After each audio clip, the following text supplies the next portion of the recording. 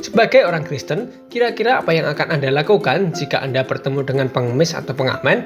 Apakah Anda akan memberikan sedikit uang Anda atau menghiraukan mereka? Kira-kira apa kata Alkitab tentang pengemis? Wajibkah orang Kristen memberi sedekah kepada pengemis? Alkitab tidak menutup mata bahwa kemiskinan itu masalah nyata yang bukan hanya masalah pemerintah, tapi masalah umum yang memang harus diperhatikan. Akibat kemiskinan adalah kelaparan, penderitaan, dan akhirnya mengemis. Bahkan beberapa kali Tuhan Yesus sendiri menyembuhkan pengemis atau orang miskin, karena sebenarnya mereka yang benar-benar miskinlah yang membutuhkan Injil. Lukas 14 ayat 13 berkata, "Tetapi apabila engkau mengadakan perjamuan, undanglah orang-orang miskin, orang-orang cacat, orang-orang lumpuh, dan orang-orang buta." Bahkan Tuhan Yesus menasihati para muridnya untuk mengundang orang miskin. Selain karena mereka tidak akan bisa membalas kebaikan Anda, mereka juga memang membutuhkan bantuan Anda, bukan pendeta-pendeta kaya raya yang harus kalian undang.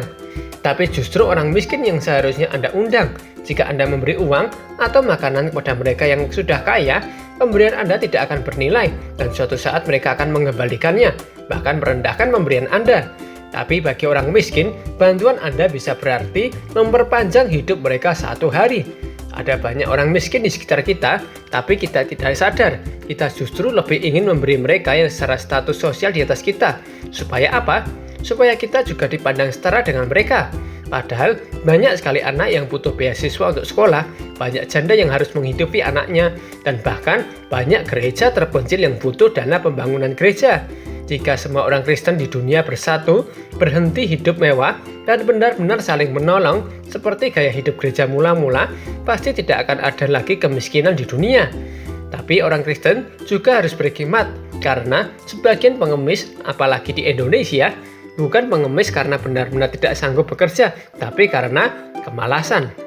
2 Tesalonika 3 ayat 10 berkata, "Sebab juga waktu kami berada di antara kamu, kami memberi peringatan ini kepada kamu. Jika seseorang tidak mau bekerja, janganlah ia makan." Jadi, sebagai orang Kristen, kita pasti akan selalu berkecukupan karena Allah menyediakan, sehingga kita seharusnya menolong sesama kita yang benar-benar membutuhkan. Tapi jangan sembarangan memberi kepada pengemis tak dikenal. Mintalah hikmat dari Roh Kudus untuk membedakan mana yang memang perlu kita beri bantuan dan mana yang tidak.